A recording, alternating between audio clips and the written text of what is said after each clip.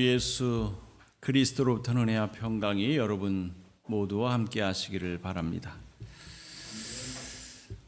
오늘은 이사야 말씀을 본문으로 삼아 은혜를 나누고자 합니다.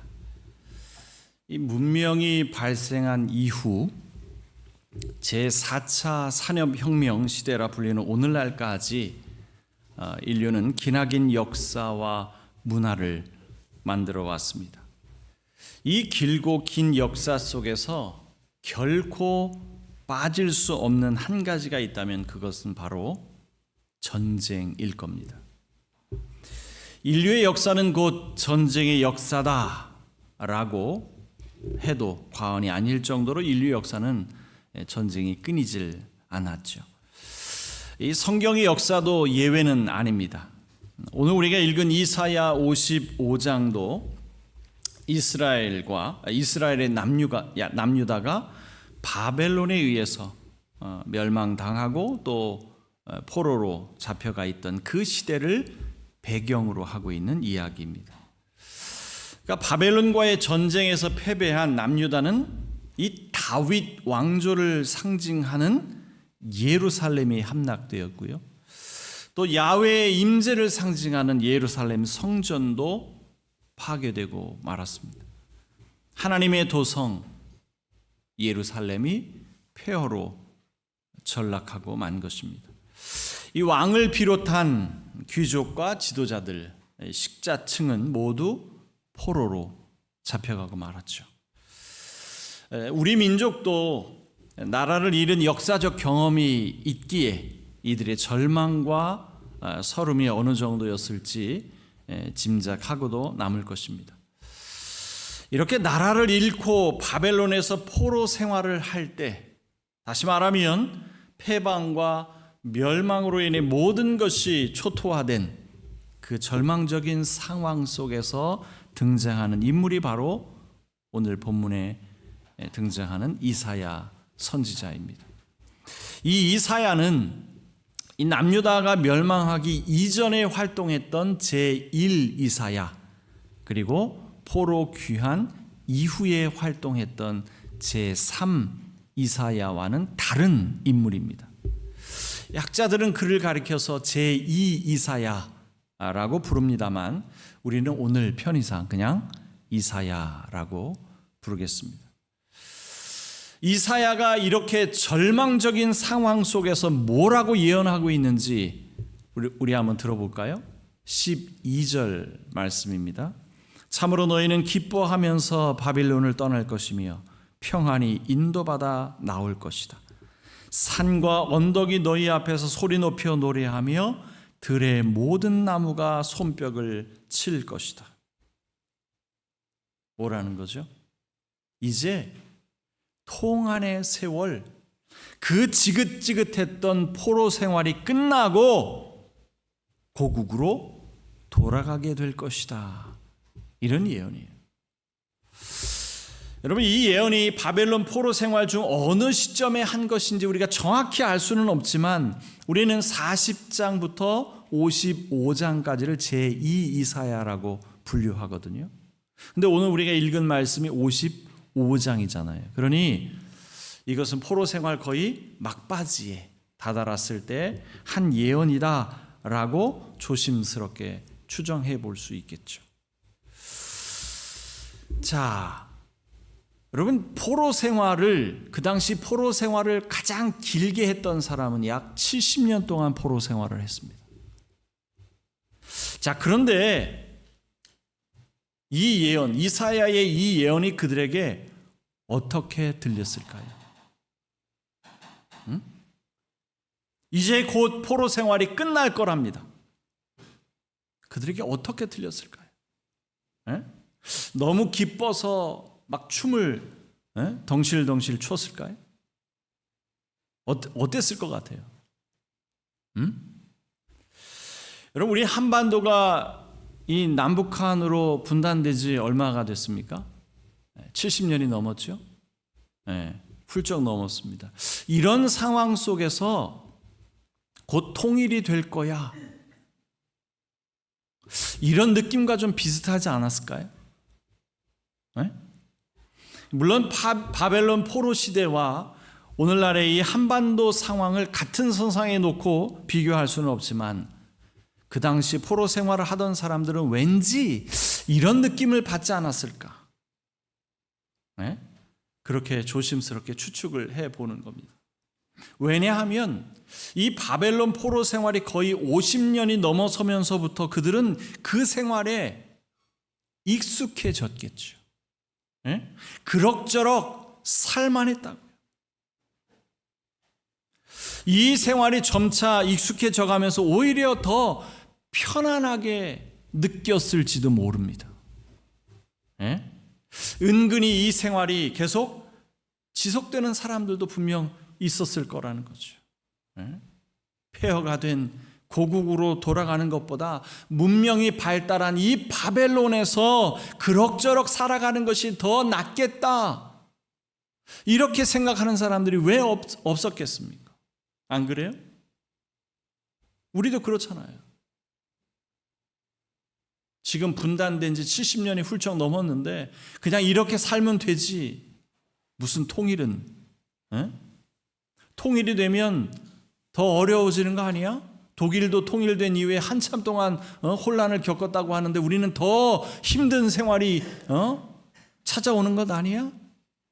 그래서 시간이 지나면 지날수록 점차 통일을 원하는 사람들이 사라진다잖아요. 그래서 제 말은 이사야의 이 예언이 많은 사람에게 감동을 주고 희망을 주고 큰 영향을 주지는 못했을 거라는 이야기입니다.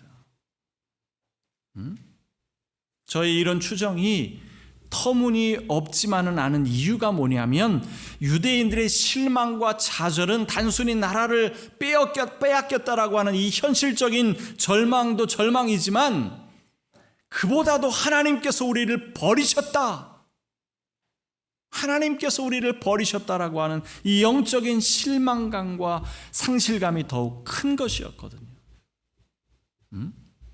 자신들의 절대 존재, 하나님은 전능하신 분인데 하나님께서 택하신 우리 민족이 과연 멸망당하겠는가? 이방 국가에 의해서 우리가 이런 치욕스러운 상황을 당하겠는가? 그런 일은 있을 수 없지, 이렇게 믿었거든요. 그런데 그렇게 굳게 믿었던 것이 현실이 되어버리고 말았잖아요. 도무지 믿기지 않은 현실이 벌어지고 말았다는 거죠. 그리고 그런 삶이 지금 50년이 넘었어요. 네? 그런데 이제 와서 하나님께서 우리를 구원하신다? 우리의 익숙해진 바벨론의 삶으로부터 우리를 구원하신다? 이것을 과연 그들은 구원이라고 생각했을까요? 구원이라고 여겼을까요?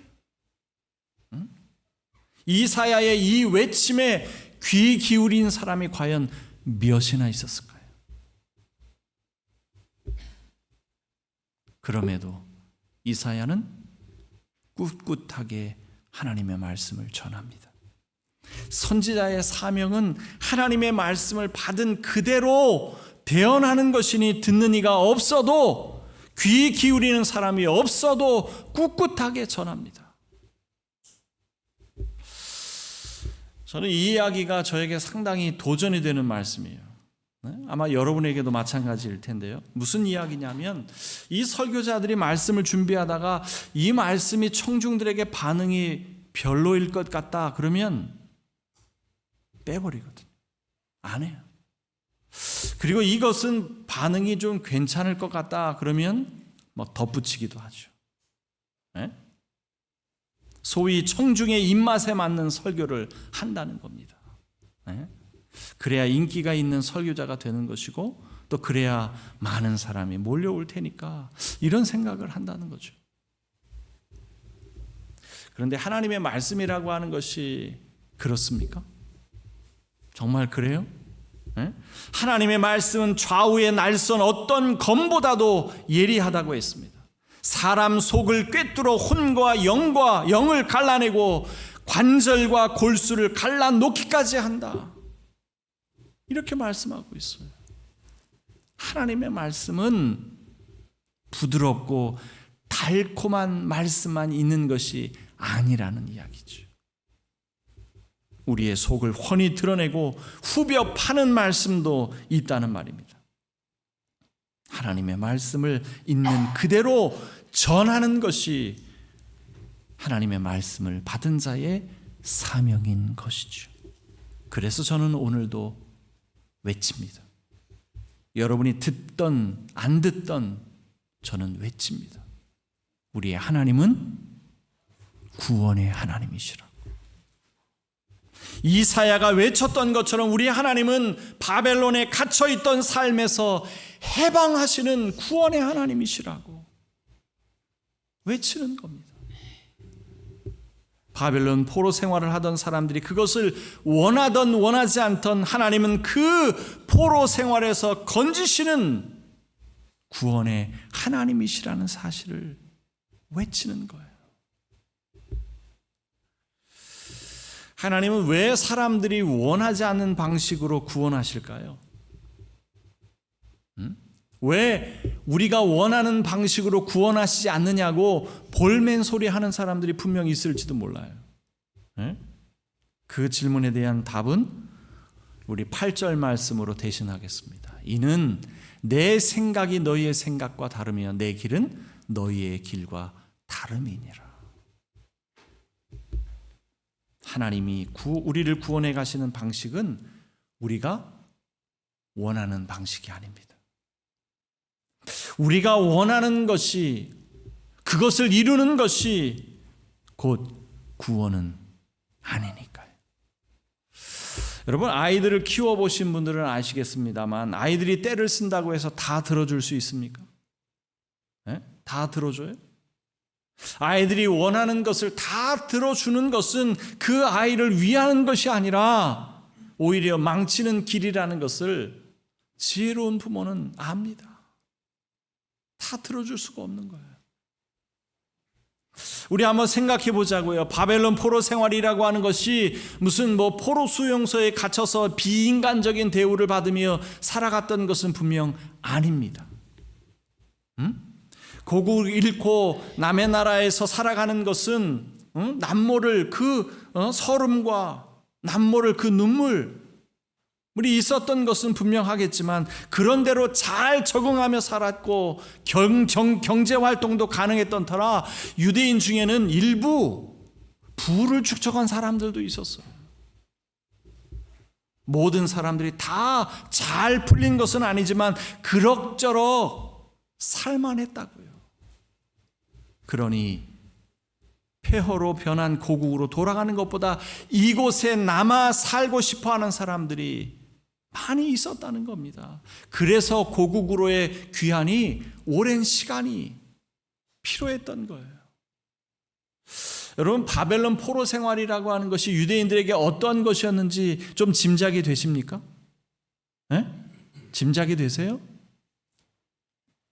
포로 수용소에 갇혀서 비인간적인 그런 대우를 받으며 사는 그런 삶이 아니었어요. 그럭저럭 살만했다고요.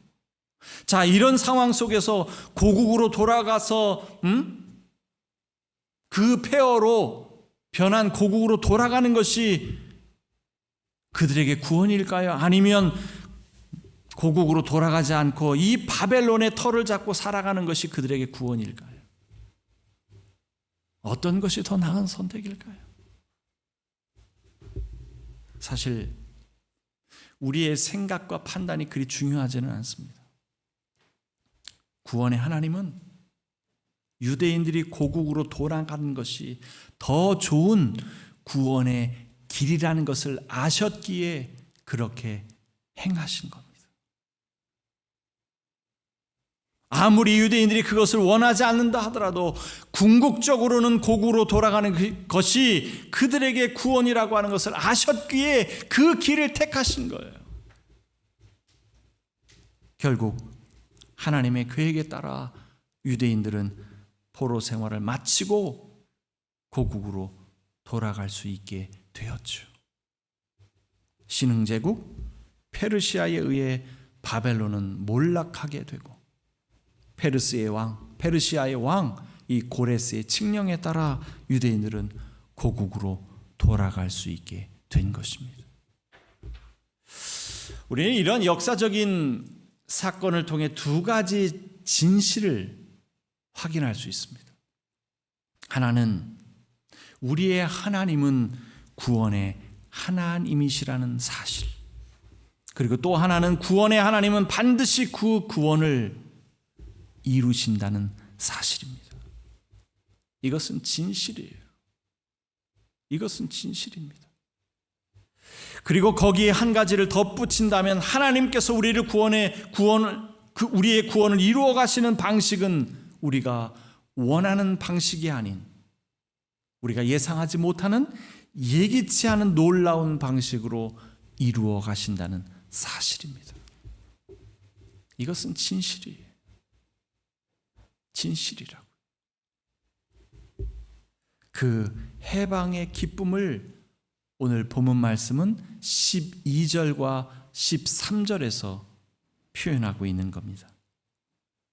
산과 언덕이 너희 앞에서 소리 높여 노래하며 들의 모든 나무가 손뼉을 칠 것이다. 하나님이 창조하신 피조 세계가 함께 기뻐하고 폐허로 변했던 하나님의 도성이 회복되는 기쁨을 표현하고 있는 겁니다. 가시나무가 자라던 곳에서 잣나무가 자랄 것이며 찔레나무가 자라던 곳에는 화석류가 자랄 것이다. 여러분, 가시나무 그리고 찔레나무의 공통점이 뭐죠? 가시가 있다는 거잖아요. 가시가 있다는 겁니다. 이 가시가 있다라고 하는 것은 이사야 안에서 폐허를 상징하는 뜻입니다. 폐허를 상징하는 뜻이에요. 이사야 안에서 여러 번 등장하고 있는데 그때마다 폐허를 상징하는 의미로 설명되고 있어요. 그러면 잣나무, 화석류 나무는 어떤가요? 회복을 상징하는 의미로 사용되고 있습니다. 이사야 안에서 회복을 상징하는 의미로 하나님의 구원에 대한 표징들이에요. 여러분, 이사야의 외침이 또렷이 들립니까? 그 외침에 주목하는 이 없었지만 꿋꿋하게 외치는 이사야의 예언이 들리십니까? 우리는 꿋꿋하게 외치는 이사야의 예언, 그 말씀의 행간을 읽어내야 합니다. 사람들이 주목하지 않고 듣지도 않고 들어도 깨닫지 못하는 이 말씀의 행간을 읽어내야 해요. 여러분, 유대 민족은 역사적으로 거대한 제국 바벨론에서 포로 생활을 했습니다. 눈에 보이는 그 바벨론에 갇힌 삶을 살았던 거죠. 구원의 하나님은 그 바벨론에서의 해방을 선사해 주셨습니다. 그렇죠? 그렇다면 우리는 어떨까요? 우리는 분명 눈에 보이는 바벨론에 갇힌 삶을 살고 있지는 않습니다. 그러나 눈에 보이지 않는 바벨론에 갇힌 삶을 살고 있죠.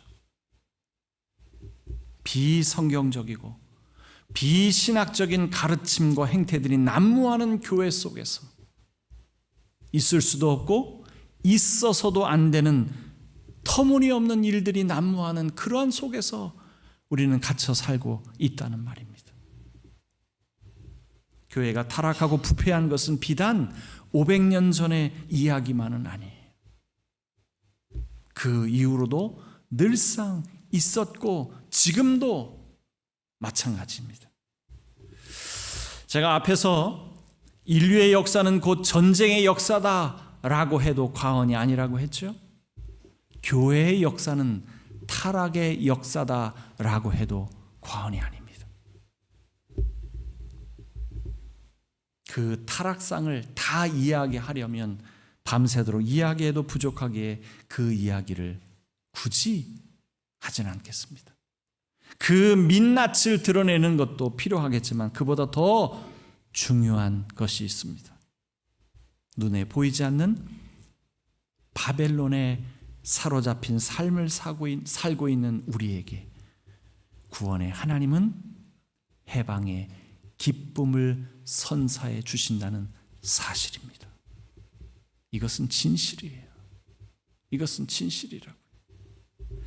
그 해방은 우리가 원하는 방식이 아닐 수도 있습니다. 그러나 분명한 사실은 하나님의 방식이 우리가 원하는 방식보다 더 나은 구원의 길이라는 사실입니다. 이것은 진실이에요. 진실이라고요. 여러분 각자가 느끼는 개인적인 삶 속에서도 보이지 않는 바벨론이 있을 겁니다. 건강의 문제일 수도 있고요. 자녀의 문제일 수도, 남편이나 아내의 문제일 수도 있겠죠. 직장의 문제일 수도 있겠고요. 여러분 개인이 겪고 있는 그 고난의 문제는 곧 보이지 않는 바벨론에 비유할 수 있습니다. 그 문제가 무엇이든 간에 구원의 하나님은 여러분에게 해방의 기쁨을 선사해 주십니다.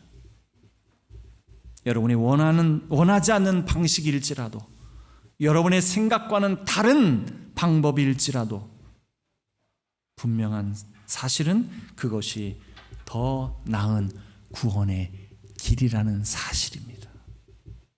이것은 진실이에요. 그 진실은 언젠가 드러나게 될 것입니다. 내 생각보다 더 나은 구원의 길이었다는 것이 반드시 드러나게 될 것입니다. 그러니 우리 해방의 기쁨을 노래합시다. 산과 언덕이 소리 높여 노래하는데 우리가 가만히 있을 수 있겠습니까? 들의 모든 나무가 손뼉을 치며 노래하는데 우리가 가만히 있을 수 있겠어요? 우리가 여전히 그 문제에 둘러싸여 있지만 해방의 기쁨을 노래할 수 있는 것은 우리의 하나님이 구원의 하나님이라는 사실을 믿기 때문입니다. 그 구원을 반드시 이루실 구원의 하나님이시라는 사실을 확신하기 때문이에요. 구원의 하나님은 아무도 예상할 수 없고 또 그 누구도 예기치 않은 방법, 십자가를 통해 구원을 이루신 분입니다. 그러니 무슨 이야기가 더 필요하겠습니까? 우리는 그저 해방의 기쁨을 노래할 뿐입니다. 그 구원이 여러분 앞에 놓여 있습니다. 모든 지각에 뛰어난 하나님의 평강이 그리스도 예수 안에서 여러분의 마음과 생각을 지킬지어다.